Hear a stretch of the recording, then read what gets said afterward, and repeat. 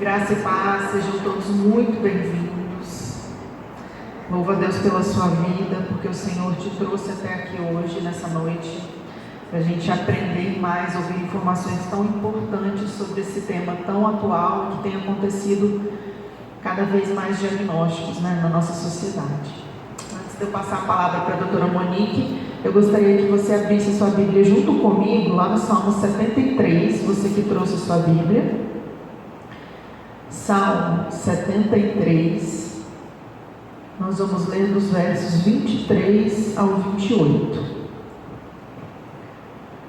Salmo 73, 23 ao 28 diz assim: Contudo, sempre estou contigo, tomas a minha mão direita e me sustens. Tu me diriges com o teu conselho, e depois me receberás com honras. A quem tenho no céu senão a ti? E na terra nada mais desejo, além de estar junto a ti.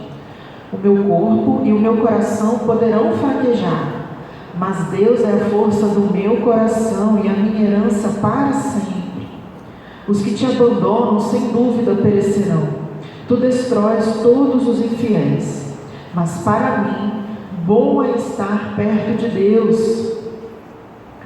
Fiz do soberano Senhor o meu refúgio e proclamarei todos os teus feitos. Vamos ler juntos o último verso, verso 28, irmãos?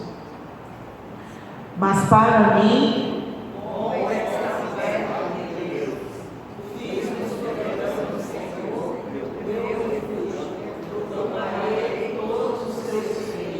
amém.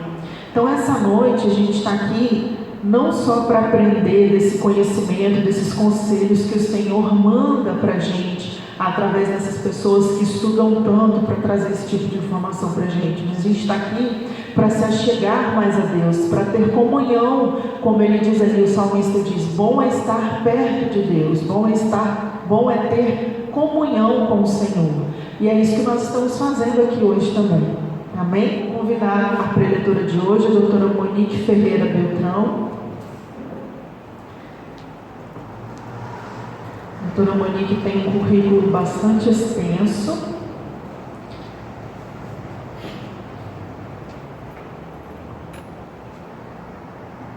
Obrigada por ter vindo, por doar seu tempo para nos ensinar, a gente que tanto precisa. Doutora Monique é consultora pedagógica, escritora, funcionária pública, ela também é professora universitária, especialista em direito educacional, psicopedagoga, pedagoga, neuropsicopedagoga, mestre em educação e psicologia, doutora em educação e PhD, pós-doutorada em educação. E eu passo a palavra para ela agora. Obrigada, boa noite. Eu quero que o Daniel passe para mim, tá bom, Daniel? Por favor. É um tema bastante novo, é um tema instigador, é um tema enorme em potencial de cuidado, é um tema diversificado para algumas pessoas e é um tema único, porque nós estamos vivendo o acréscimo dessas comorbidades, dessa comorbidade na sociedade hoje. Então é bem difícil, mas é muito louvável estudar esse tema, porque é o que enche hoje a nossa sociedade, as nossas escolas e as nossas salas de aula. Então é um prazer estar aqui para alertar, porque como aqui também tem sala de aula, salinha da igreja, salinha dos jovens, dos jovens, das crianças, dos adolescentes, e nós temos também aqui crianças com este tipo de laudo. Então eu agradeço aqui aos anfitriões, o pastor Moisés, a pastora Nilma, por esse interesse, por me chamar para fazer esse tipo de trabalho. É a segunda vez, então da primeira vez, quem assistiu a primeira vez vai assistir a segunda vez? Isso mesmo. Vai ter novidade para vocês, porque na primeira vez eu também dei numa quarta-feira a palestra aqui, e no domingo eu fiz um curso que foi a atualização do CID 10 para o CID 11. Então, quando chega agora um laudo na escola, nos departamentos da criança ou do jovem, tem que olhar se ele está prescrito com CID-10 ou CID-11. Se for CID-10, manda voltar para o médico se atualizar. Aí eu digo, doutor, eu quero CID-11, porque agora nós estamos no DSM-5, CID-11. Então a gente sempre tem que buscar para atentar, porque nós dividimos, eu vou mostrar para vocês, a questão da comorbidade foi dividida, tem um olhar específico para o TEA, por isso CID-11. Pode passar, meu querido, por favor. Sim, pode passar, por favor. Isso, transtorno do espectro autista, aspectos sociais e pessoais. Então, é o que nos traz à tona questões relevantes no convívio. Eu quero mostrar para vocês que o convívio mudou e que esses sujeitos agora têm que ser tratados e olhados de uma maneira diferenciada, atualizada e não cobrada com as questões do social que nós estamos acostumados. Nós vamos ter que desruptivar os nossos costumes, porque agora, a partir de agora, a relevância do aspecto social ficou impactante e alterado nessa nova juventude prescrita como TEA. Tudo bem? Então vamos lá, pode passar, por favor, querido. Transtorno global do desenvolvimento infantil, neurológico e genético. Às vezes e muitas vezes genético. Vamos consertar isso lá no final, conserto também. Que se manifesta antes dos 3 anos de idade e se prolonga por toda a vida. Só vamos sarar se Deus curar. Então, se você me deu o laudo na escola em 2021, 2023, o laudo está valendo. O laudo está valendo. Caracteriza-se pela seguinte tríade de sintomas, olha bem. É a base do diagnóstico, a base. Criança diferente, o olhar diferente, comportamento diferente, observe, tenha cuidado nessa observação. Tenha cuidado nessa observação. Disfunção na área social. Que disfunção é essa? Não fica como os outros. Não para. Não fica o tempo que o outro fica, que não é laudado, prestando atenção em determinado assunto. Não é predisposto à vida social. Comprometimentos na comunicação ou linguagem. De repente fala errado, difícil para consertar, tem que ter fonoaudiólogo sistematicamente. Algumas palavras não consegue construir, palavras e ideias, não consegue discernir uma coisa da outra. Então a comunicação e a linguagem fica pesada. E disfunção comportamental. Tudo irrita. Algumas coisas não estão bem porque não está do jeito que acharia que deveria ser. Então, em algumas coisas, alguns preceitos e lógicas da cabeça desse sujeito fica diferenciado e ele não consegue se tranquilizar por conta do que ele acha ou acharia que deveria ser. Então, a proposta dele em relação a estar no meio ambiente é uma proposta pessoal, particular, diferente da nossa proposta, daquela que o pai, a mãe, família, geração, 50 anos, 40 anos, ensinou para a gente. Esse caminhar não é para essa população. Então, algumas coisas que são relevantes para nós, importantes para nós, para essa geração de comorbidade, não é assim, não é relevante, não é desse jeito, incomoda, chateia, irrita. O processo de irritabilidade é superior ao que nós tínhamos naquele tempo, naquela idade, com aquela situação, naquela relevância. Passa, por favor, querido. O que define o autismo? Dois momentos, eu digo A e B. Déficit persistente na comunicação e interação social. Está faltando, falta harmonia, contato social com as pessoas, falta isso. Tem uma deficiência em se dar bem com o outro, de estar perto com o outro, de ter afinidade. Então, déficit na interação socioemocional. Muitas das vezes a emoção é simples, quase nenhuma. em relação a algum tipo de adorno, algum tipo de atitude, algum tipo de ensinamento. Né? Eles gostam muito e prestam muita atenção naquilo que lhe é conveniente ou que ele rotulou como prazeroso, confortável.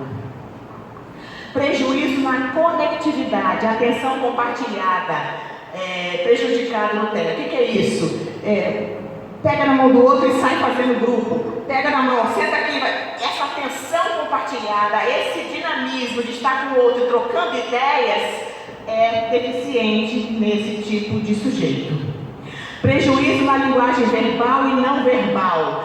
Não tem caras e bocas, não tem argumentos figurativos. Ele é literal, o sujeito é literal. Entre as várias formas de comunicação, ele é literal, ele é o que é. Independente daquilo que você almeja ou que pretende, ele é o que é. Ele não vai te mostrar nenhum sentimento por aquilo que você acha que é muito bom e muito legal, sem que seja para ele primícia. Tá? B. Padrões restritos e repetitivos de comportamento, interesses e atividades. Estereotipias, gestos com a mão, muito irritadiço, balança, em círculo, ponta do pé, o tempo todo. São costumes, são hábitos, são argumentos corporais, são formas de liderar angústia, sofrimento, tristeza, forma de liderar vergonha, timidez, agonia. Então eles têm a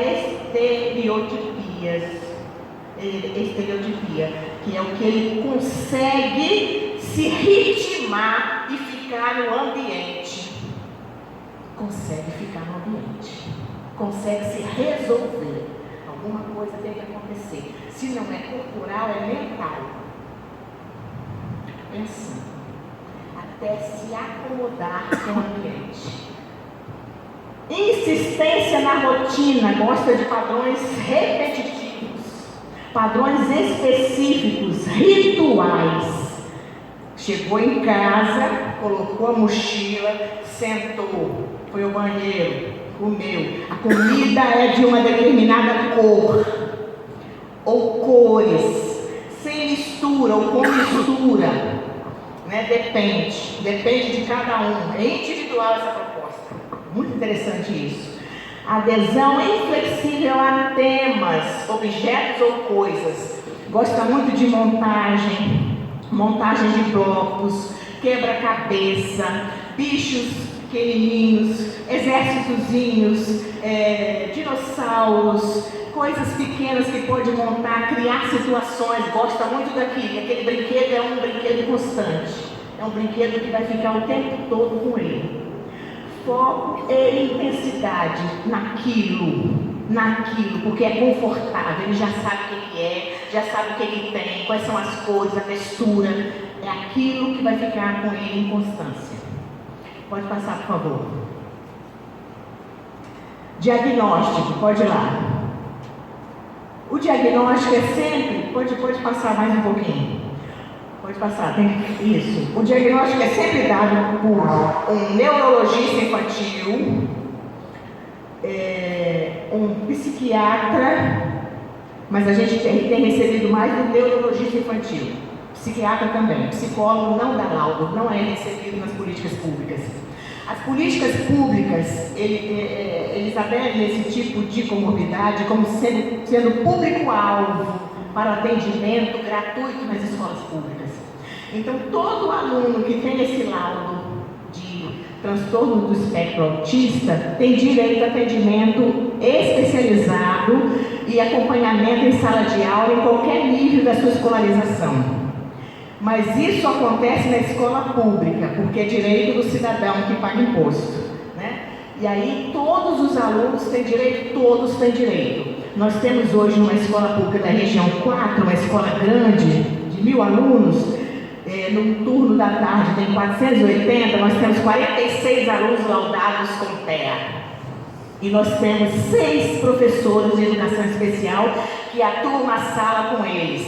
em tempos alternados, horários fixos, horários de 50 minutos cada tempo. E eles permanecem com esse aluno da semana, por exemplo, 3 vezes na semana. O aluno com TEA tem direito a atendimento até 3 vezes na semana, de 50 em 50 minutos, tá bom? E ele tem direito também a LOAS, que é o benefício do governo, que aposenta essa criança. Esse sujeito fica aposentado, né? Recebe esse benefício do governo. Mas tem todo um documento para mostrar, né, e tudo mais, laudo escolar, tudo mais.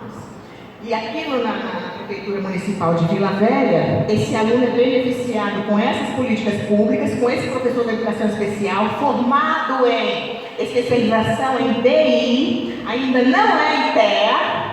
Isso é que é difícil para a gente na Prefeitura, porque eles não conhecem ainda o TEA como especialização. Então nós não temos professores ainda na rede, professores de educação especial, esses que acompanham nossos alunos com direito, não temos nenhum deles formado em TEA.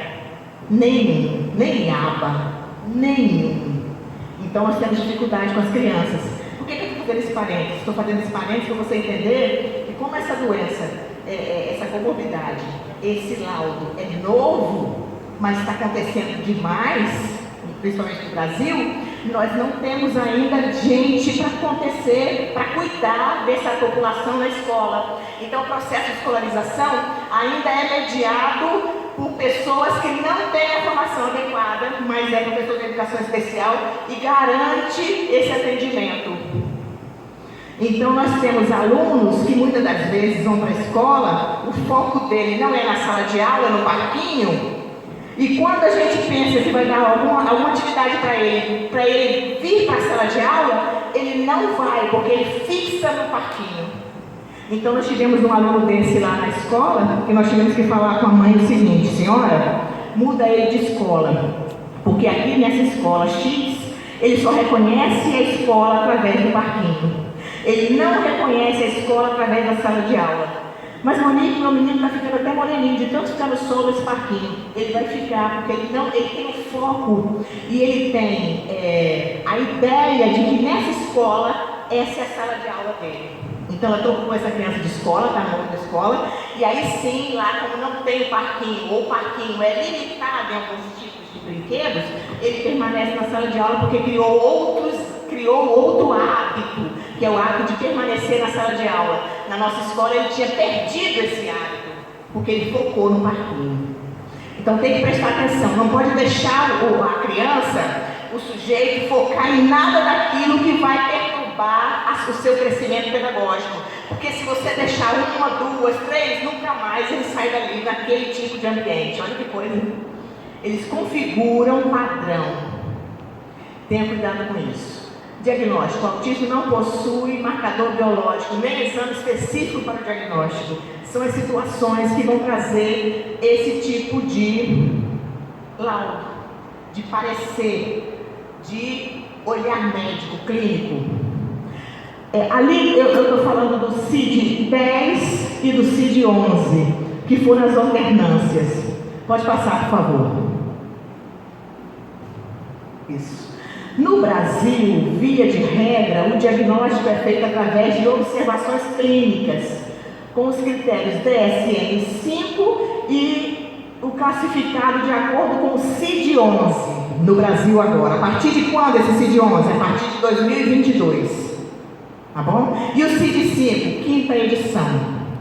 E o CID-5 não, DSM, quinta edição. DSM-5, quinta edição. O DSM-5, ele é mundial. É um livro, vou mostrar para vocês. Mas o CID-11, ele é nacional, é brasileiro. A gente pode acompanhar, entendeu? E altera, porque como tem muita comorbidade sendo lançada como TEA, ele foi alterado para organizar a classificação dos transtornos. Então esse transtorno é um transtorno de alto impacto, criança de risco, sujeito de risco. Então eles classificaram de uma forma diferenciada e aí então surgiu o CID-11 nessa nova plataforma. Vou mostrar para vocês também. Pode passar, por favor. Isso. O que é espectro? Todo mundo fala, fulano tem o espectro dele. Fulano está no espectro. O espectro, ele é singular para cada pessoa. Vocês lembram, vocês são da minha geração, lógico que são todos da minha geração.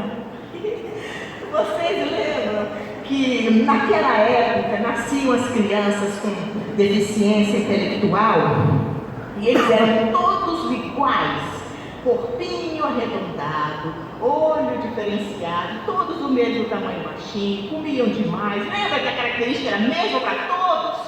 Pois bem, mudou. A criança, quando está no espectro, ela está no espectro dela. Olha, dela. Então, Monique, eu atendo 3 crianças com autismo. Você atende a 3 espectros diferentes. 3 crianças diferenciadas em autismo, em momentos, em situações, em graus diferentes. Mas eu não quero falar graus, porque não tem mais isso. O grau, não existe graus. Também vou falar para vocês. Porque antigamente a gente falava, né? Leve, autista severo, autista moderado. Não tem essa classificação, isso é senso comum. Olha que interessante. Então o que acontece? O que é espectro? Este termo foi inserido ao nome do transtorno autista em 2013, por conta da diversidade de sintomas e níveis que as pessoas apresentam ou apresentavam naquela época. Individualidade em conjuntos de comportamentos, observáveis ou não observáveis. Lembra quando eu falei para você que quando ele fica assim, muitas das vezes ele está em pensamento, eu não sei o que ele está pensando, eu sei o que ele está fazendo, mas ele está em sintonia com algum pensamento enraizado. Pensamento que não sai, está ali o tempo todo. Então nesse momento, ele é indivíduo observável e não observável. Eu observo o comportamento, mas não observo o que ele pensa. Olha que coisa interessante. Mas ele está pensando numa coisa enraizada. Tem foco naquela coisa que ele está pensando, não para de pensar. Ele só vai parar de pensar naquela coisa que ele está pensando quando mudar o foco para uma outra coisa que chegar. Por exemplo, chegou uma pessoa diferente na casa, ou você abriu um pacote diferente, ou ele viu um brinquedo, notou uma coisa, um brinquedo que ele não tinha perdido, ou estava sumido na casa. Então ele muda o foco. Mas o momento de observação, eu posso dizer que quando ele se apresenta corporalmente, eu observo. Mas quando ele está pensando neste momento corporal, eu não observo. Então tem 2 momentos ali nesse indivíduo. O momento que eu observo e o momento que eu não observo. E aí é que mora o perigo por conta do espectro individual e particular. Cada indivíduo com autismo tem seu próprio conjunto de manifestações, tornando-o único dentro do seu espectro. Poxa, Joãozinho apresenta o espectro. Fulaninho também apresenta o espectro. São coisas singulares, mas que está dentro de um padrão que organizado nos dá a condição de pensar que são autistas. Tudo bem aí? Ficou bom assim? Então eles têm o espectro, cada um seu, na condição particular do seu tipo de comportamento.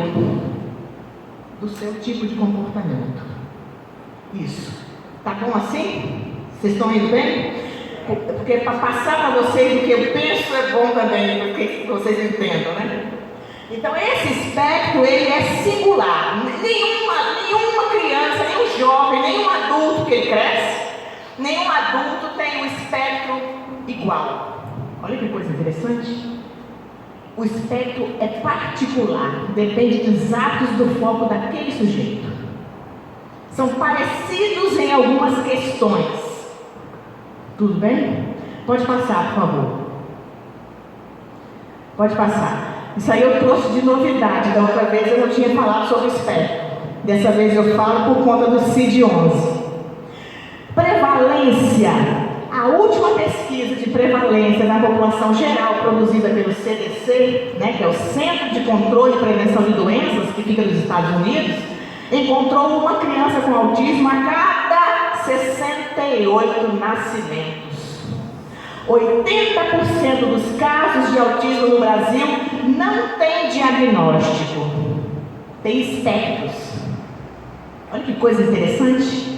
não tem o diagnóstico, fulano é isso. Não, fulano parece que é por conta dos trejeitos, por conta dos espectros. Tudo bem? É isso aí. Incidência maior no sexo masculino. Cerca de 4 meninos para uma menina. E quando a menina tem espectro autista, ela tem espectro autista de forma grave. Clássica. Vamos falar clássica. Vamos tirar o senso comum. De forma clássica. Geralmente as meninas são mais pontuadas. Círculo. Mais pontuadas. Não param quietas, só fazendo assim. E sabem o que são. As meninas sabem o que são. Se perguntar a uma menina, lá eu tenho meninas no 9º ano, 8º ano, perguntando para ela, ela diz, eu sou autista. Ela te diz assim. Ela não para. É a condição do espectro dela. Pode passar, por favor. Isso. Na comunicação, partilha. Dificuldade em compreender a linguagem falada pelo adulto, comunicação receptiva. E em diversos casos existe um prejuízo para transmitir seus próprios desejos e necessidades, comunicação expressiva. É o seguinte, como o autista geralmente não olha nos olhos, geralmente, tem uns que olham, geralmente não nos encara. Quando o autista não nos encara, olho no olho, nós passamos para ele uma imagem defasada da nossa consciência física, do nosso tipo de olhar, do nosso tipo de expressão facial. Então, quando ele não me olha, eu estou falando para ele, isso não está bom, isso está ruim, o que é que eu faço? Isso está ruim, isso não presta não, menino, Deus me livre, meu Deus. Essa expressão, ele não vê, ele não acompanha, porque eu faço e tiro. Nós somos assim, nós não ficamos o tempo todo ligado, nós falamos, coisa chata, olha que chata. Parou, fez e para. Quando você faz e para, ele como não te olha, ele não tem ele não guarda essa imagem que você fez, porque ele não te reconhece fazendo essa imagem, porque ele não te percebeu. Como ele não te olha nos olhos, não te olha no rosto, ele muitas das vezes perde a sua fisionomia. Perde o seu falar. Então, por isso o sentimento fica pequeno em relação às questões, porque ele não acompanha o que você fala com a intensidade fisiológica que você transmite através do seu olhar, da sua condição de aparência. Então, é difícil para ele. Os graus de comprometimento variam desde o não verbal, desde a ecolalia, repetir, a linguagem rebuscada da pessoa com síndrome de Asperger, que é aquele mais inteligente, com que é isso, um pouco superior. Então, quando ele fica muito acuado, como ele faz para poder parar?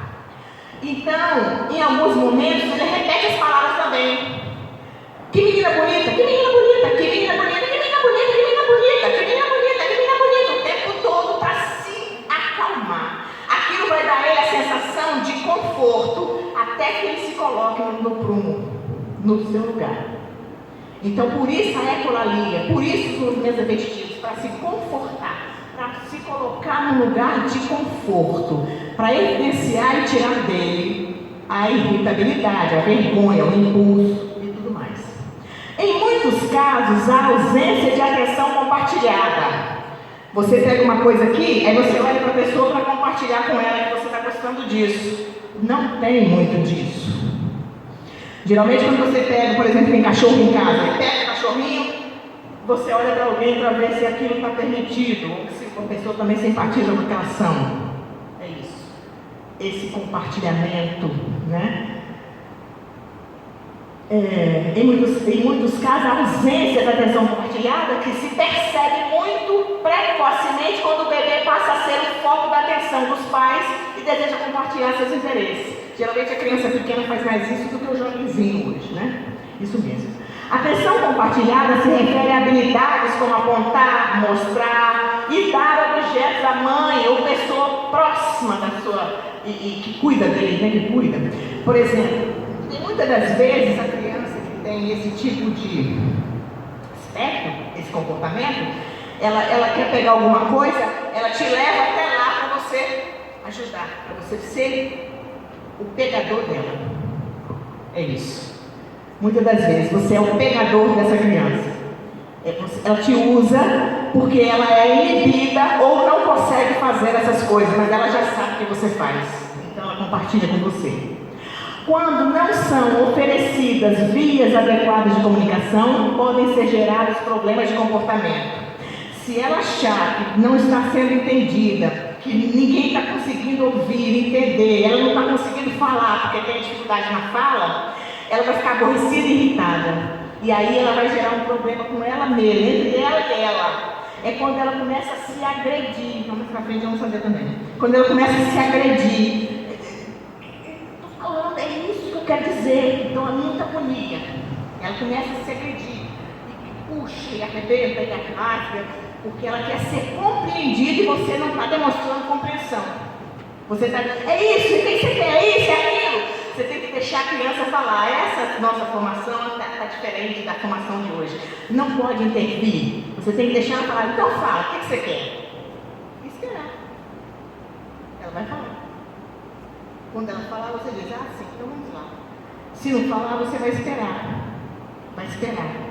Até que depois de um momento, ela chega para você e fala. Lá na escola, eles falam assim, 8 horas da manhã a gente dá o comando. Quando é 11 horas da manhã, ele diz para você o que ele respondeu. É desse tanto de espera. Mas a gente tem que esperar. Aí traz para você o comando realizado, aí você diz, olha que bom que você fez. Que bom. Aí muitas das vezes a pessoa diz, tá bom, tá certo. Tá bom, tá ótimo, tá excelente. Que parabéns, você está de parabéns. Pronto, valorizou, sentou, aí faz um outro comando. Até mais rápido do que aquele, mas faz. Porque existiu uma compreensão da sua parte. Não causou frustração. Que coisa terrível. A frustração é presente o tempo todo. E só não traz mais prejuízo porque nós estamos em sociedade. A gente explica com o nosso comportamento como eles devem agir. Olha que interessante. Nós explicamos a essas pessoas como eles devem agir através do nosso comportamento. Muito interessante isso. Pode passar, por favor, Daniel. Isso. E a disfunção da linguagem ou comunicação? Dificuldade em se comunicar de modo verbal ou não verbal. Não interpretam adequadamente os sinais de comunicação e se isolam. Não interpretam porque eles não te olham. Se eles não te olham, eles não têm como perceber você. Eles só se conhecem. Dificuldade na linguagem falada ou para iniciar ou terminar uma conversa adequadamente. Não foca na outra pessoa. Não quer saber se você está gostando ou não está gostando. Não é ponto de bem-estar para ele. Ele somente faz. Uso estereotipado e repetitivo de linguagem. Decoram textos, voz infantilizada e ecolalia. Decoram texto o tempo todo. Partes de filme, voz de personagem. O tempo todo eles sabem o que estão falando. Apareceu aqui na televisão, eles já se prostram e repetem. Aí acabou, muda de foco. Apareceu outra coisa, aí eles vão. Muda de foco. Inversão, dificuldade em engajar-se em brincadeiras imaginativas. Não, eles são reais. Eles não têm imaginação para dizer, eu estou pensando aqui no coelho que virou sapo, que pulou, que correu. Não tem esse tipo de relacionamento imaginativo. Eles não constroem brincadeiras imaginativas. As brincadeiras são concretas. Eles podem pegar, sentir. Inversão de pronomes, terceira pessoa. A Monique vai ali. A Monique quer isso. São ingênuos, não avaliam segundo as intenções, porque não observam o rosto, a maldade. Eles não têm malícia para observar, olhar, a criticidade. Não tem isso. Tudo que você falar para eles vão levar ao pé da letra. São ingênuos. Cuidado com essas crianças nos banheiros escolares. Eu digo muito para os pais. Nesse banheiro eu entro tudo que é banheiro aqui na escola, eu falo para o pai. Por quê? Porque se tiver 2 pés eu deixo em paz, mas se tiver 4 pés a coisa fica feia. Porque existe o TEA sem possibilidade de dizer não, porque não sabe que está fazendo maldade com ele. Nem que você explique, porque ele não tem argumento para imaginar como seria. Então não adianta. Olha que coisa. Dificuldade em entender ironias, piadas e duplo sentido. Não consegue. Olha, eu acho melhor você ir para lá e assim que você chegar, você me grita. Ele vai, em alguns momentos ele vai te gritar. Antes de chegar, ou lá dentro, quando ele lembrar, ele grita. Não tem a percepção do imediatismo. Não sabem mentir, enganar e simular, são sinceros. Olha, você vai lá e fala para sua mãe que isso assim. Mãe, fulano disse para dizer para você isso assim. Isso mesmo, são sinceros. Podem aprender a ler e a escrever sozinhos. Muitas das vezes não conseguem, mas são inteligentes. A inteligência não é mexida em muitos dos casos. Possui verdade literal. Literal, ele é o que ele é. Pode passar, por favor. Na interação social, para as crianças típicas, o comportamento social se relaciona com a imitação do comportamento dos outros. Nós damos a eles a condição de viver socialmente pela nossa postura.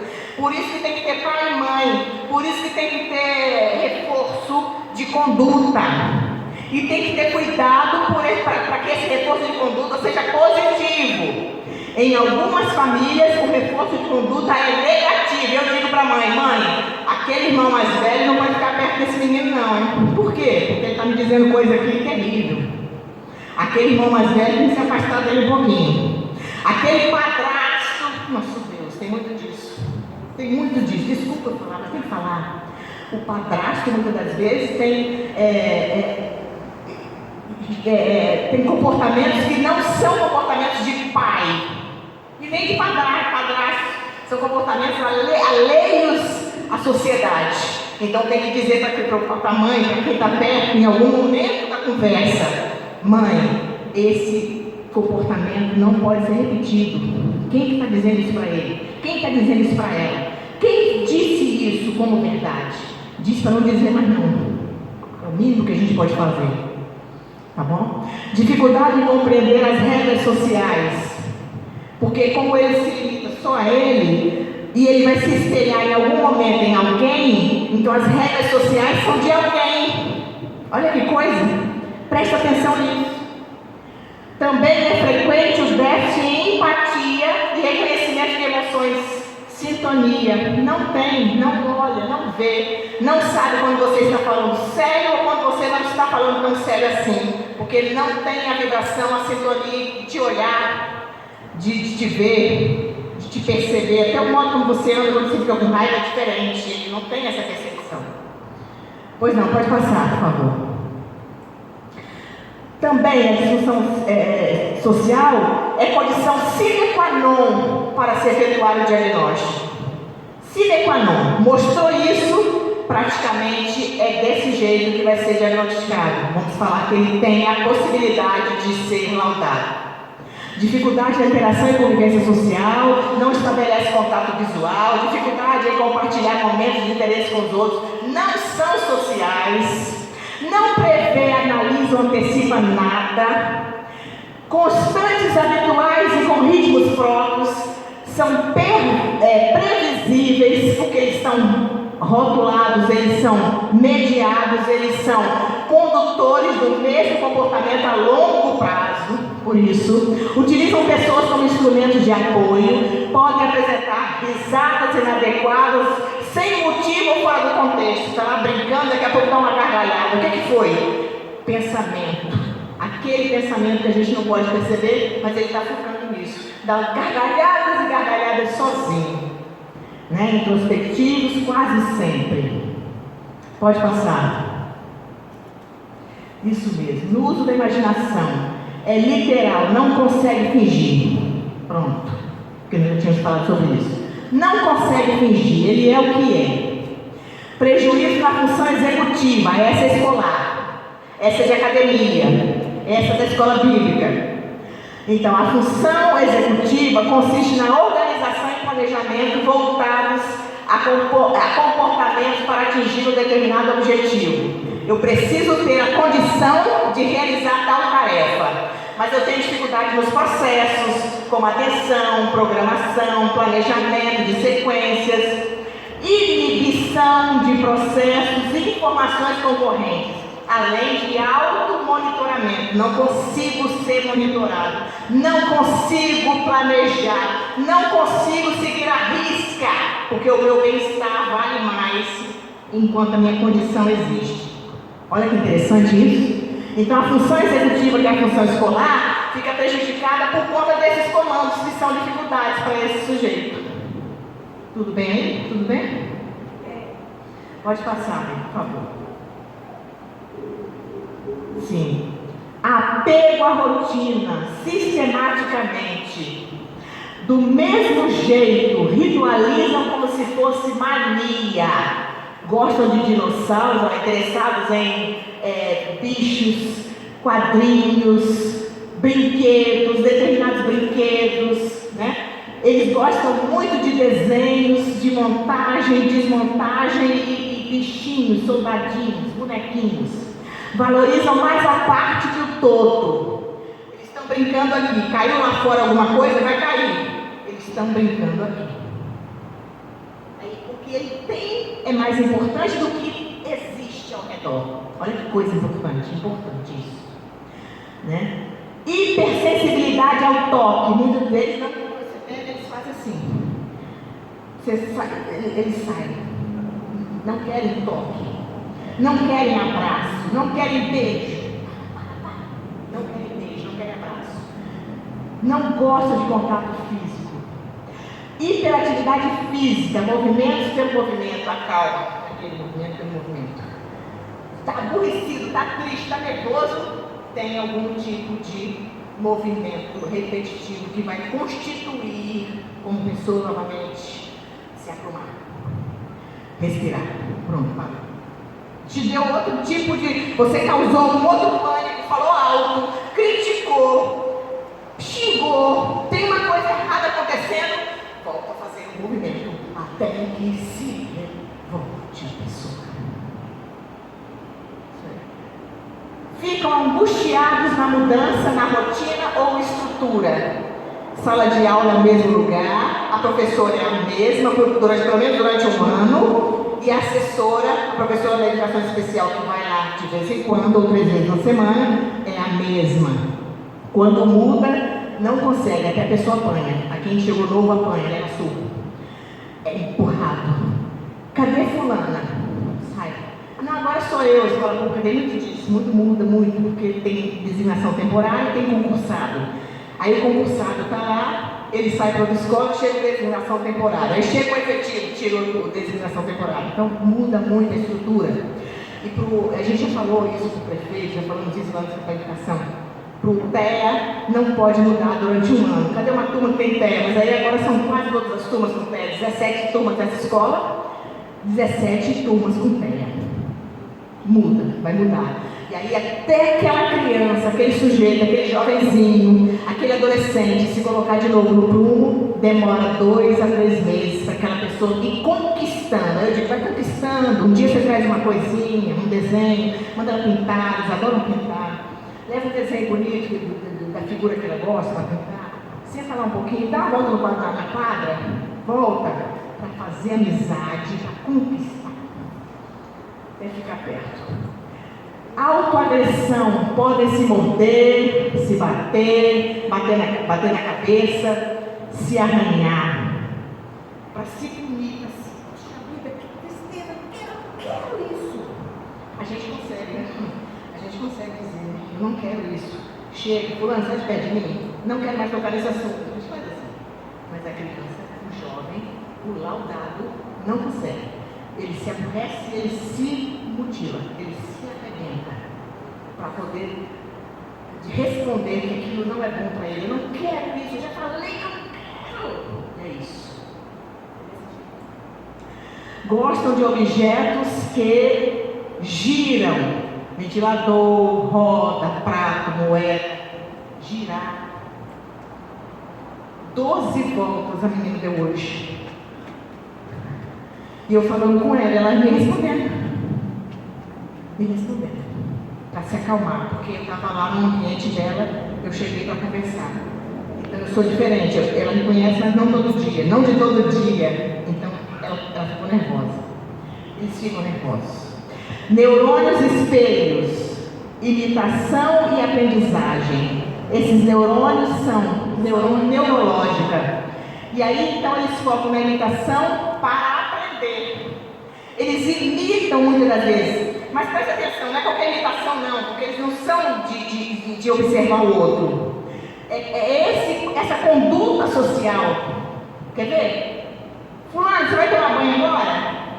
Eu vou tomar banho, depois você vai tomar, né? Tá, então tá bom. Então, essa imitação de conduta, tem o banho, tem o almoço, tem o café da manhã, tem o café da tarde, tem a janta. Essa conduta de organização, que eu chamo de imitação, eles levam isso a sério. E aí conseguem aprender, porque tem essa condução social da família, do ambiente onde está inserido. Essa condução social. Pode passar, por favor. Padrões restritos e repetitivos de comportamento. Dificulta o aprendizado na medida em que há uma resistência em ampliar o repertório. Eles não gostam de falar além do que eles estão acostumados, do que eles adquiriram como conhecimento, né? Eles não gostam. Há uma dificuldade de mudança de rotina e frequentemente os pais permitem que a pessoa com autismo estabeleça sua própria rotina e rituais. O pai para não se aborrecer, a mãe para não se aborrecer, o cuidador para não se aborrecer, a avó para não se aborrecer, permite. E aí quando a avó permite, que a maioria das vezes é disfuncional e prejudicial à inserção social. Por quê? Porque é confortável.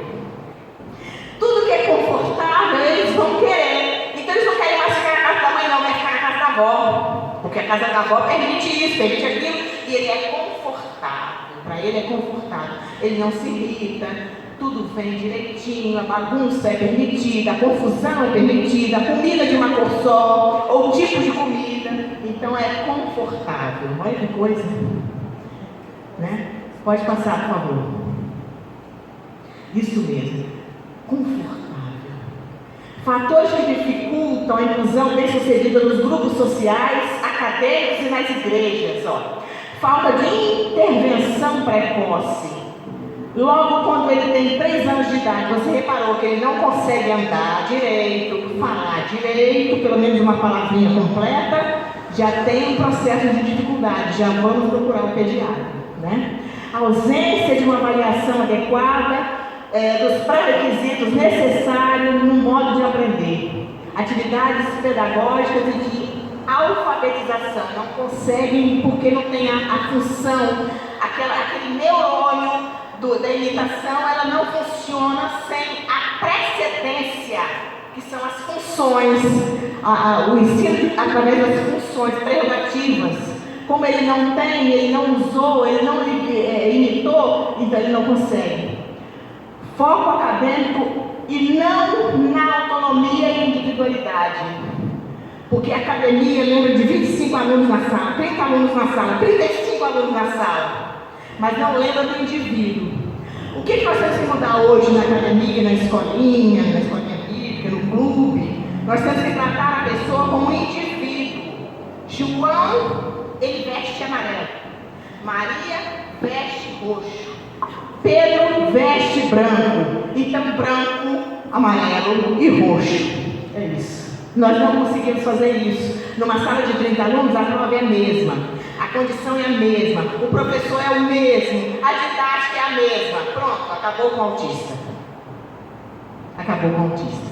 O autista tem que ser diferenciado porque ele tem um propósito diferente. Ele não consegue entender conforme o outro entende. Por isso o planejamento para ele tem que ser diferenciado aos poucos, gradativamente. Primeiro ele na condição dele, depois o outro na condição do outro. Então eu digo que numa sala de aula deve ter pelo menos uns 5 modelos de prova. Porque nós temos 5 grupos de crianças diferenciadas, mais o autista. Olha que coisa. Isso dessa década, né, para cá. Então, é currículo generalista, em vez do de individualizado. Nós não conseguimos isso. Nós temos que dar, por exemplo, a história de João e Maria, tem que ser dada para eles de um modo que tenha bonequinho, conceito de bonequinho, para que ele possa arrumar a casinha de João e Maria. Eu não sei como é que é isso. Meu pastor, né? Quando vai explicar alguma coisa da igreja, a pastora Dilma gosta muito disso, teatrinho, pecinhas, eu via que ela fazia. Isso é bom para o autista, isso é bom para ele. É isso aí. Papel, muitas das vezes, adianta. Ele gosta de construir, colocar grupos, fazer animações. Então é bom para ele. Aqui na igreja, a irmã Dilma faz isso com os pequenininhos. Eu me lembro que Lucas ela fazia isso. Não utilizar formas alternativas de comunicação. É um erro não utilizar. Porque muitas das crianças que são verbais de 2 ou 3 palavras. Elas não falam muito. E quando a gente vai falar com elas, a gente conta uma história. E aí, como é que foi? Brincou muito? E o recreio? E a professora falou o quê? Pronto, acabou com o autista. A gente tem que falar palavras conforme a condição que ele apresenta. Ele é não verbal, 2 ou 3 palavras. E aí? Gostou? A sala hoje estava quente? Espera uma condição depois a outra, porque ele é pequeno nessas questões variáveis. Olha que coisa, ele é pequeno nisso. Então nós temos que entender que ele não é verbal, ele é pouco verbal. Nós também temos que ser, senão vai deixar ele agoniado. Aí lá vem aquelas estereotipias. Não utilizar formas alternativas de comunicação, ausência de atividades que ensinam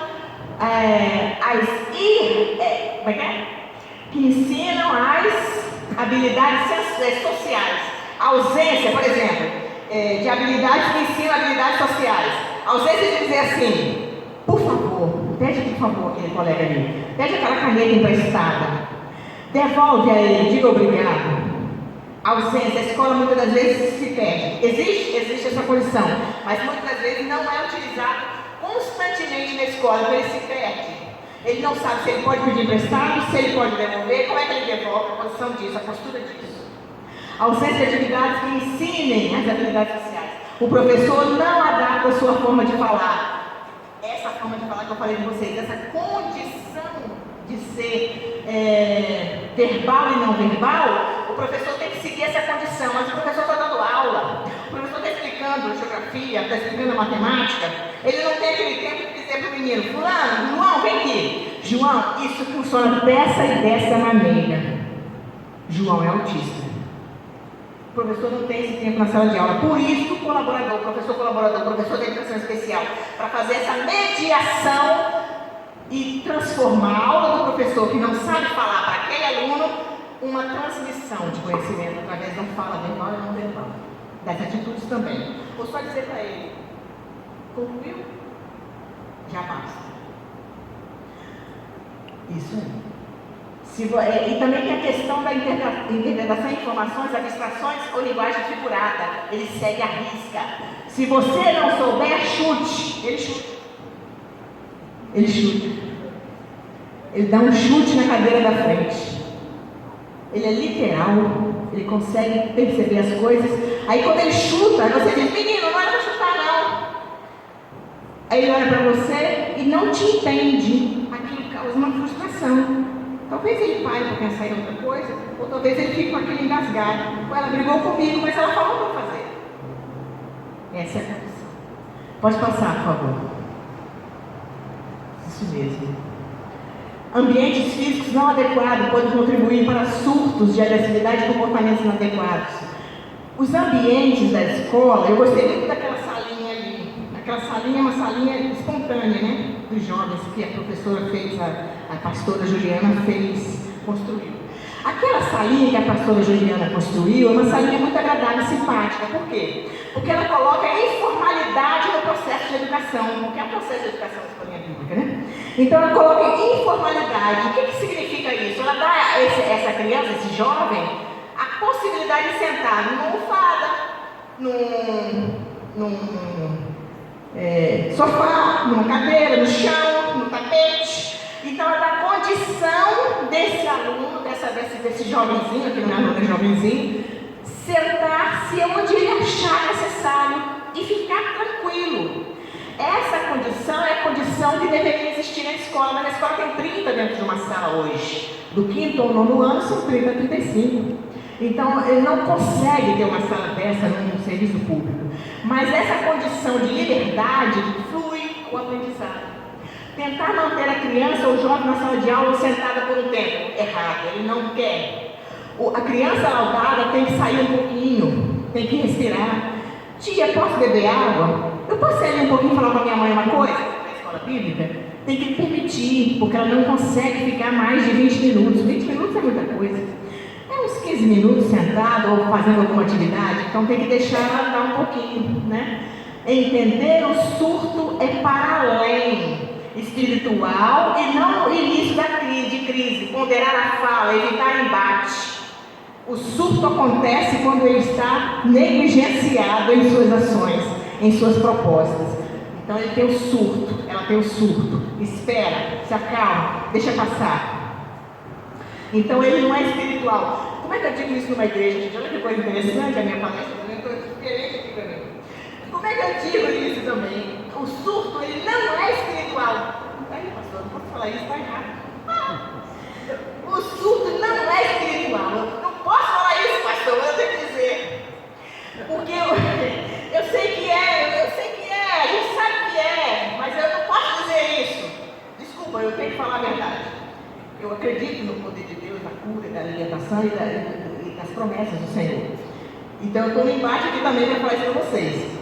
Mas o surto, ele não é espiritual do lado acadêmico, tudo bem aí? Enquanto pedagoga, enquanto doutora, o surto não é espiritual, mas enquanto aqui congregante da palavra de Deus, aqui da igreja, ele é espiritual. Então quando a gente lida com esse jovem, com esse sujeito, e traz à tona que ele está rebelde na sala, e tira ele da sala, e vai fazer uma oração, você está causando nele um problema. Você está causando nele um embate. Porque quando ele surta, tem que deixar ele surtar. Tem que só ficar perto para ver se ele não bate na cabeça, não bate no outro, para ele não se arranhar demais, conter em alguns momentos, mas tem que deixar. Quando a gente está na igreja, o surto não é espiritual. Pronto, falei. Não é, eu tenho que dizer isso, porque eu estou dentro de uma igreja. Na escola é bom falar assim, mas na igreja, pastor, meu Deus do céu. Crianças com autismo podem ser postas de lado, mal interpretadas, importunadas ou perseguidas, o tal do bullying, né? Porque elas são diferentes, elas são crianças que ficam sozinhas montando horas, aquelas coisas, fazendo desenhos delas. Então incomoda algumas crianças que estão juntas, são amigas.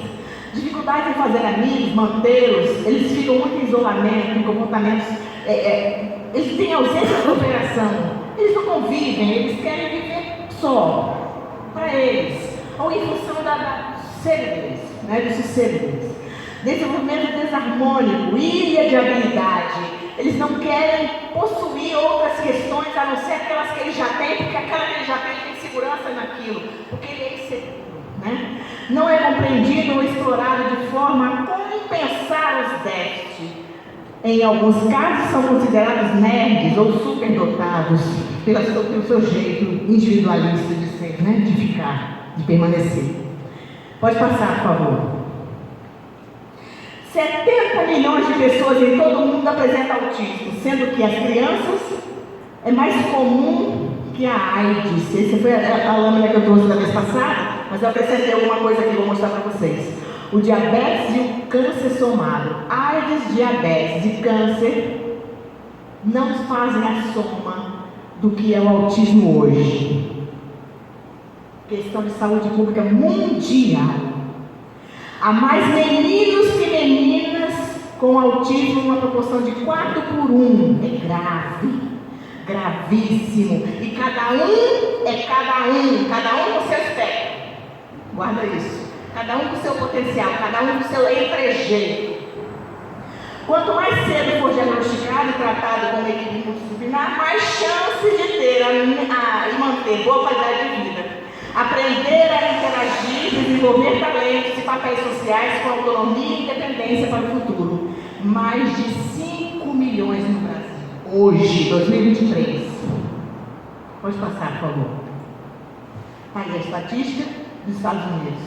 E aqui é a nossa. Por mais que no Brasil ainda não tenhamos uma pesquisa com números de prevalência do autismo, se fizermos a mesma proporção com a população brasileira, poderíamos ter cerca de 5 milhões e 95 pessoas com essa comorbidade. Aqui hoje, eu digo hoje que na escola que eu trabalho, que é uma escola de grande porte, um quarteirão de escola, 17 turmas, não tem nenhuma turma que não tenha um autista. Eu que cuido da parte da educação especial nessa escola, nessa prefeitura. Não tem uma turma que não tenha um autista hoje, 2023. Então a incidência está aqui, ó. Olha, desde 2019 até 2023, como cresceu. Né? Como cresceu. Ninguém sabe como cresceu, mas está crescendo. Cresceu. Pode passar, por favor. Foco no tratamento, autocuidado, higiene pessoal e convívio social. Prestar atenção nos processos, nós estamos mediando processos. Eu digo que a gente tem processos, permanências e persistência. 3 P's. Processo, permanência e persistência. Porque um dia esse sujeito vai conseguir fazer tudo que a gente faz com competência, se formar na faculdade, fazer curso superior com tranquilidade, porque nós tivemos a persistência, nós tivemos o contato com ele, nós tivemos o instigar, o autocuidado, né? E a prevalência de ter consigo quais são os espectros e os aspectos que nós teremos que ter cuidado, olhar e observar, para condicionar o ambiente social. Nós temos que condicionar esse sujeito ao ambiente social, essa é a nossa função enquanto cidadão brasileiro. Condicionado ao ambiente social. Ele tem que participar conosco. Esse é o objetivo do tratamento. Pode ir, por favor. Níveis de autismo. Aí eu tenho que falar para vocês. Não está em nenhum documento oficial o nível. É senso comum. Então eu posso dizer, o DSM-5, vou mostrar o link depois, 2022, versão revisada, traz nível de suporte. Suporte 1, suporte 2, suporte 3. E a verificação começa na segunda infância, de 3 a 6 anos. Suporte é mundial, essa verificação. CID 10 já não tem mais, eu risquei, ó. CID 10 eu risquei. É CID 11, a partir de 2022. Documento formalmente oficial do Brasil. Não adota nível 1, 2 e 3. Então, esse menino, ou essa menina, é autista severo? É leve? É moderado? Isso é senso comum. Ele é autista. Autista. Agora, cá para nós. Monique, ela é clássica? Ele é clássico? Tudo bem? CID-11, 6A02, fala do transtorno do espectro do autismo. É a novidade. Todo médico tem que classificar a partir do CID-11. Tá bom? Não mais o CID-10, não existe. Porque o CID-10 não era espectro autista. Eram vários transtornos misturados que a gente considerava como autismo. Agora não, agora estamos literalmente dizendo que o autista é CID-11, 6A02. Classificou. Fez uma outra proposta. ênfase nos especificadores, fala funcional, deficiência intelectual e genes. Muitas das vezes tem deficiência intelectual, mas é menos do que o Asperger. Me entenda, nem toda criança jovem autista tem deficiência intelectual, tá bom, gente? Alguns têm, grande parte, mas nem todos. A maioria não tem deficiência intelectual. Então, tipo genético, muitos genes configurados, pai, mãe e espontâneo sem endereço. Então essa é a condição. Eu digo muitas das vezes que o tio, o pai, o avô, a mãe tem o gene. Mas muitas das vezes ninguém tem na família, mas tem alguma coisa que acontece lá atrás, ou de modo espontâneo, e que aparece no cidadão, no sujeito.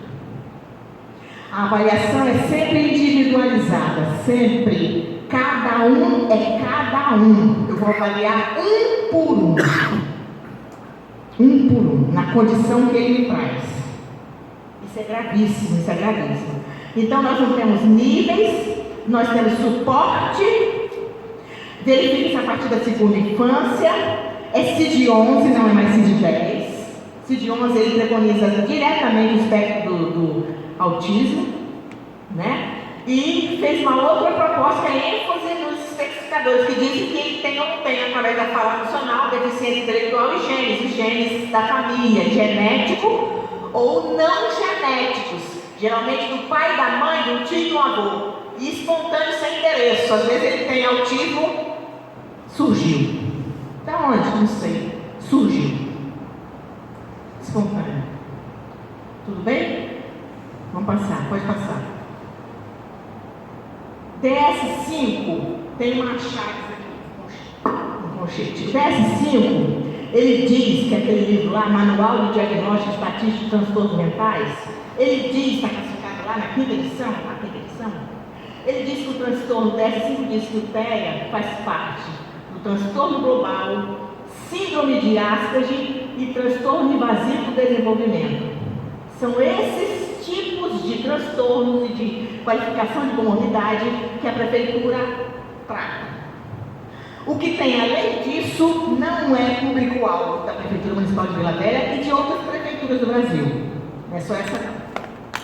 Então, o que nós estamos querendo fazer? Nós estamos querendo que aquela lei federal que veio pequenininha, que veio limitada, não sei quem construiu aquele troço, mas ele é boa lei, mas ela não vem especificando que o aluno com dislexia, dismalia ou aluno com TDAH seja tratado dentro da sala de aula conforme o aluno com transtorno de espectro autista. Ela não vem definindo isso. Aí o que as prefeituras fazem? Não usam a lei. Tem que voltar para o Congresso para refazer a lei e dizer que ele precisa de acompanhamento pessoal e individual. Aí sim aquela lei vai funcionar. Entenderam isso? Aquela lei 14.000 federal do Bolsonaro. Tem que falar do Bolsonaro, entendeu? É verdade. Né? Alguns possíveis motivos de 100%. 50% hereditariedade. E 50% poluição do ar, pesticida dos alimentos, complicações da gravidez, infecção por vírus, entre outros. Olha aí, eu não sei. Se não for pela família, é aleatório. 50% cada uma dessas possibilidades. Pode passar, por favor. As diversas manifestações. Traços do autismo muito leve não chegam a fechar diagnóstico, porém já causam prejuízo na interpretação e interação social. Síndrome de Asperger, um tipo leve de autismo, entre aspas. Alguns espectros, tudo bem? Alguns espectros. A fala, o jeito como ele se aborrece. Ou então a fala, o modo de andar e alguns tipos de rotina ou estereotipias. Então, são inteligentes, não há retardo mental na maioria deles, realizam tarefas sozinhos, mas têm dificuldade de interação social e de entender que o outro está sentindo. Ele não entende que você está aborrecido com ele, está triste, está feliz demais. Ele não tem essa noção porque ele não te olha como você quer que ele olhe ou como a gente pretende que olhe para nós. Tem interesse restrito, mas às vezes é hiperfocado. Autismo de alto funcionamento, performance, parecido com Asperger, mas há atraso na aquisição da fala. Ele é muito inteligente, mas a fala é diferente, então não é Asperger, é só de alta performance. Porque o Asperger tem a fala boa. Tá? Devido à semelhança, o DS5 já igualou os dois, performance e Asperger. Autismo clássico, grave, entre aspas, não podemos falar mais. O mais conhecido como retardo mental, dificuldade de sistema de comunicação e contato visual, movimento estereotipados, balança o corpo, etc., mão, etc. Então nós temos esses 4 modelos aí, das diversidades, das manifestações dos espectros. Vamos falar assim, fica bom. Pode passar, por favor. Intervenções, terapias comportamentais, terapias de comunicação, terapias ocupacionais, fisioterapias, medicamentos, alimentação, né? Mais alimentação plantada do que produzida no laboratório, né? Como as carnes que são, por exemplo, salsicha, nada disso, mas carnes que são naturais, o frango, alguma coisa assim. Acompanhamentos sistemáticos. Tem que olhar direto para essa criança, para ver a conduta dela, o que ela está desenvolvendo a partir daquilo, a partir do andar, a partir da fala, a partir do aborrecimento. E acompanhamento sistemático durante o dia. E o ABA, que eu vou falar daqui a pouco sobre ele, são 24 horas de ABA. É o recomendado, o tempo todo. Então você faz o ABA no laboratório, numa clínica, vem para casa e continua aplicando. Família inteligente que estuda, família que acompanha, família que tenha o treinamento ABA junto com o terapeuta. Então leva para casa a condição de continuar observando essa criança. Porque o ABA não pode parar, porque ele muda o comportamento, muda estereotipias. Por isso que o ABA é importante. O diagnóstico é clínico e realizado através da observação direta do comportamento das crianças e jovens. Entrevista com os pais, rastrear o olhar enquanto fazem algo ou usam o computador. Porque quando você usa o computador, você usa normalmente, mas a criança que tem a comorbidade, ela usa o computador como se fosse a última coisa do mundo. Aquilo é muito importante para ela. É quase que um vício. Então o modo como ela olha o computador também é analisado. O olhar aí eu digo que é o olhar de idiosincrasia. Que olhar é esse? É aquele olhar que quando você está longe de mim, eu estou te vendo. Você saiu de perto de mim, pensa que eu não te olho mais, e eu continuo te olhando, mas você não sabe que eu estou te olhando. Eu digo sempre aos professores, quer conhecer o seu aluno? Fica um pouquinho no banheiro dos alunos, sai do banheiro do professor, vai no banheiro do aluno, que tem 6 portas, 4 portas, fica no banheiro do aluno, que você vai conhecer o seu aluno. O comentário lá dentro é contra você ou a favor de você. Mas aí você conhece o comentário verdadeiro dele, porque o olhar é de idiosincrasia. Ele não sabe que você olha, mas você olha. Então você vê o aluno como ele é, sem a constituição de você estar perto. Olha que interessante. Quando você está perto, você é atingido de um jeito. Quando você está longe, você é atingido verdadeiramente. Esse é o olhar de idiosincrasia. Tudo bem? Então a gente tem que olhar para a criança 24 horas, posicionando sistematicamente os nossos hábitos, observando o modo como ela aumenta ou acrescenta ou diverge os seus espectros e mudando a mentalidade dela com um comportamento. O ABA é isso, mudar o comportamento. Pode passar. Isso, ABA. Esse homem aí, John Cooper, fez esse documento aí, análise do comportamento aplicado, Able Behavioral Analysis. É chamado Bíblia Branca entre os terapeutas. É a Bíblia Branca do terapeuta que lida com a ABA com crianças que têm autismo. Não é só para crianças que têm autismo, o ABA é para todos nós.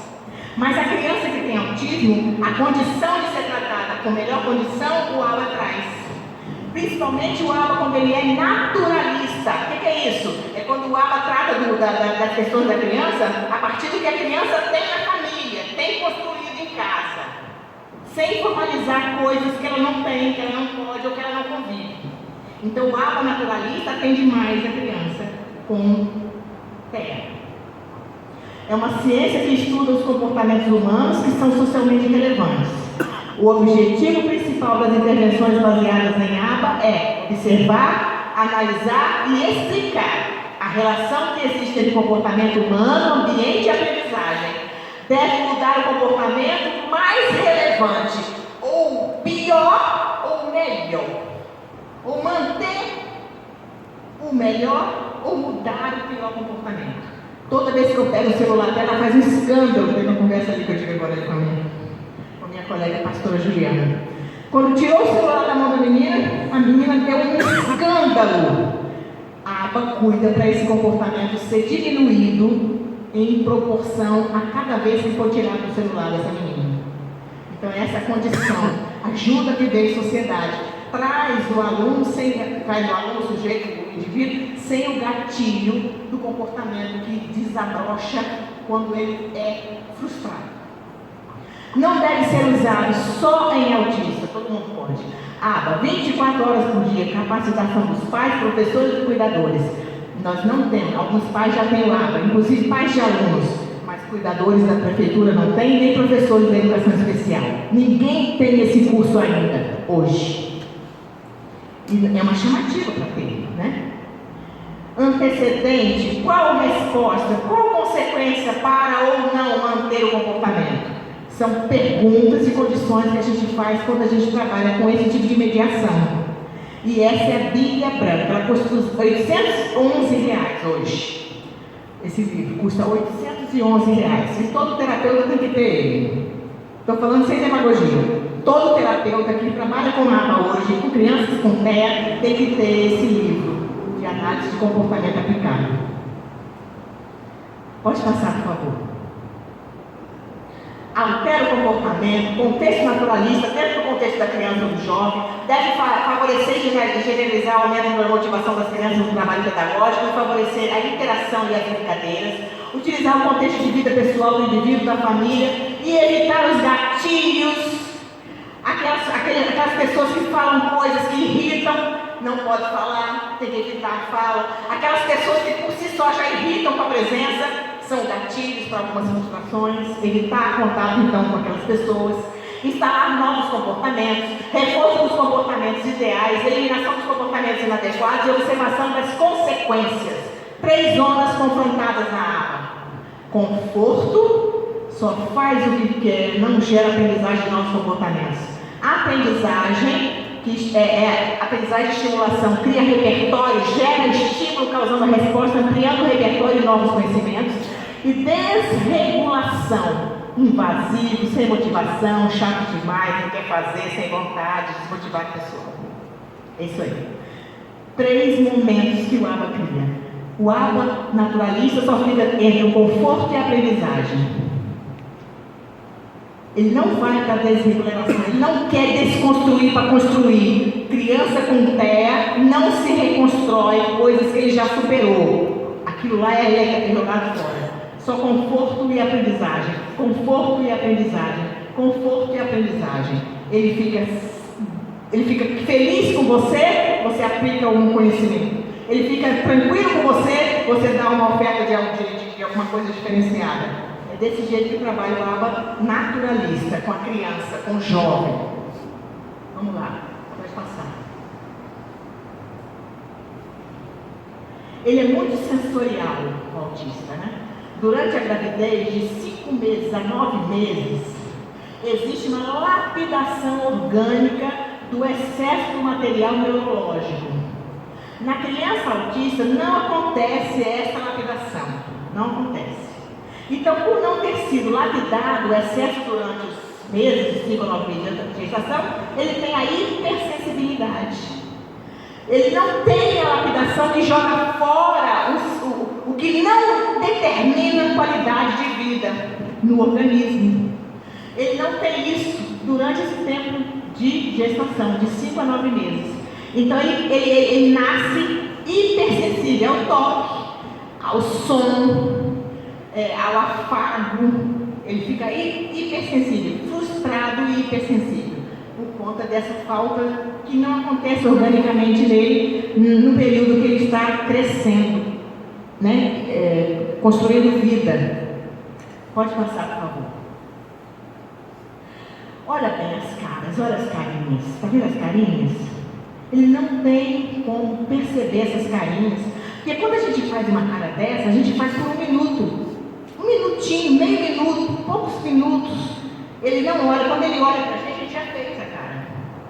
Então, o sujeito com transtorno do espectro autista não capta as expressões expressões como leitura motora visceral. Eles não entendem, porque eles estão brigando aqui com a gente fez uma cara, fez uma voz, fez um movimento, mas ele não prestou atenção. Na maioria das vezes ele não viu que cara que nós fizemos. Então ele não aprendeu que a gente ficou com raiva, que a gente ficou triste, que a gente chorou. Ele não aprendeu que nós temos dúvidas, estamos dando gargalhada, estamos com a expressão de como é que é? Ora. Então ele não tem essa noção porque ele não olha.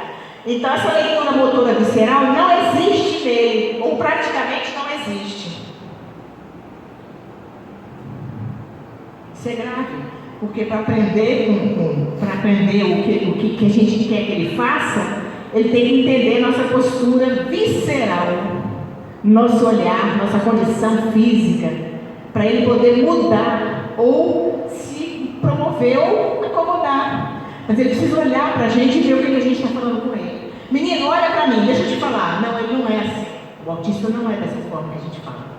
A gente simplesmente age com ele, mas não pode agir com esse tipo de argumento para ele olhar para você, porque muitas das vezes ele não vai olhar.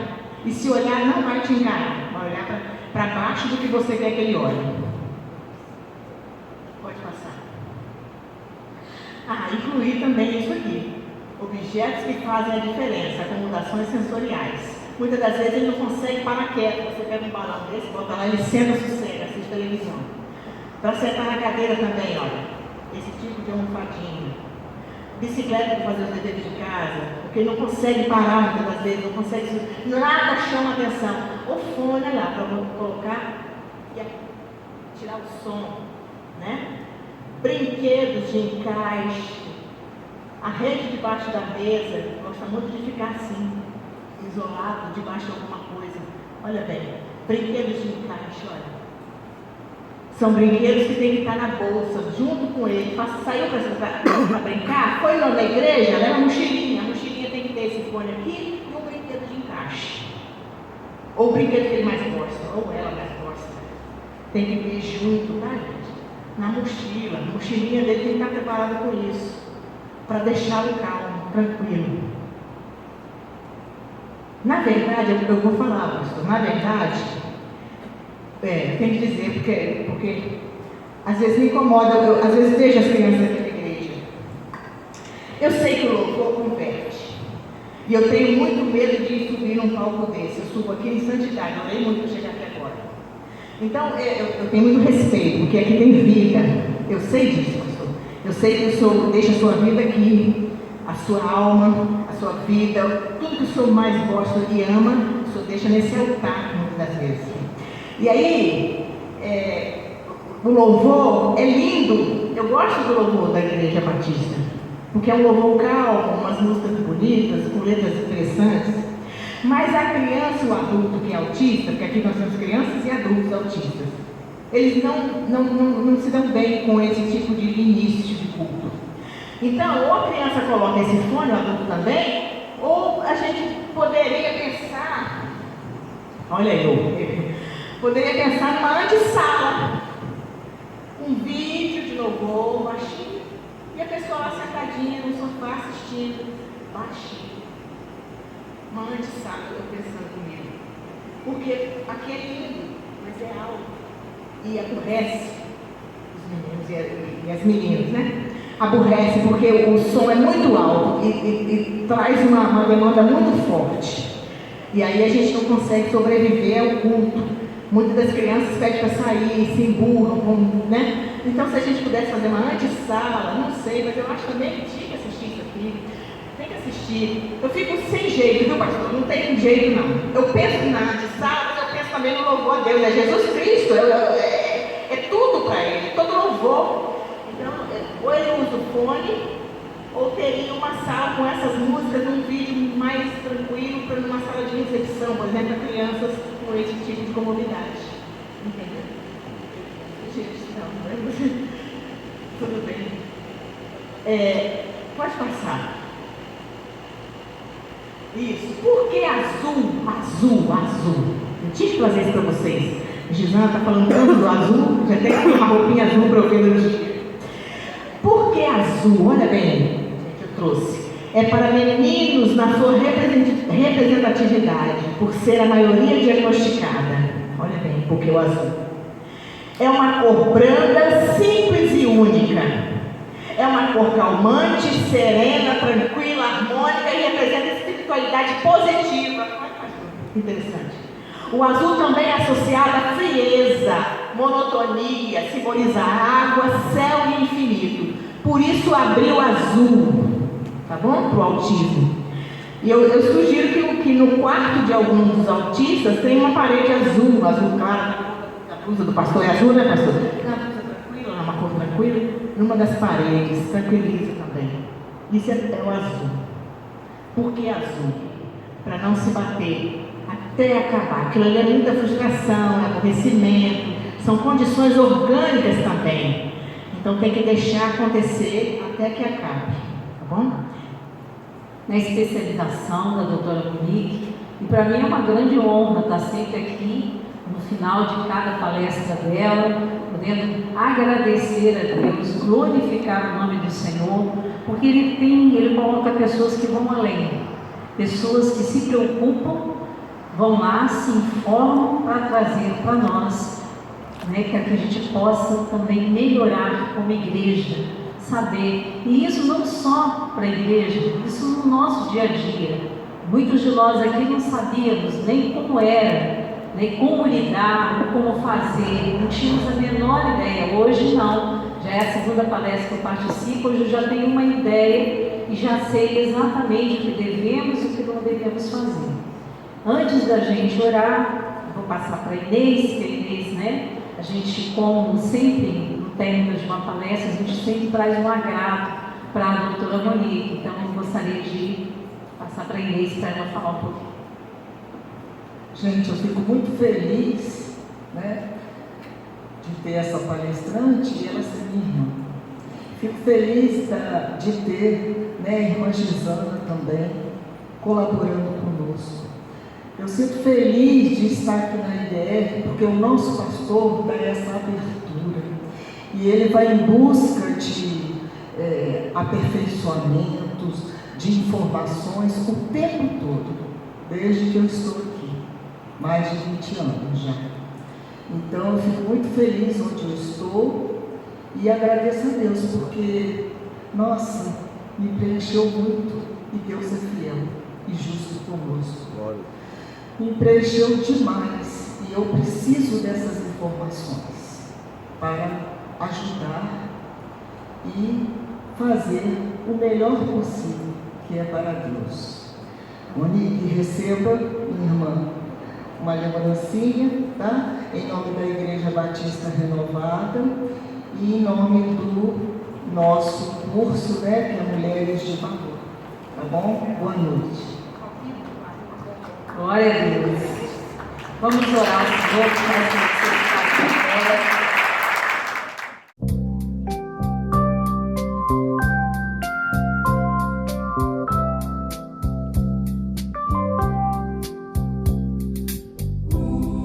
só rebanho, só pastor, uma só fé no só Salvador. É teu amor que nos une aqui.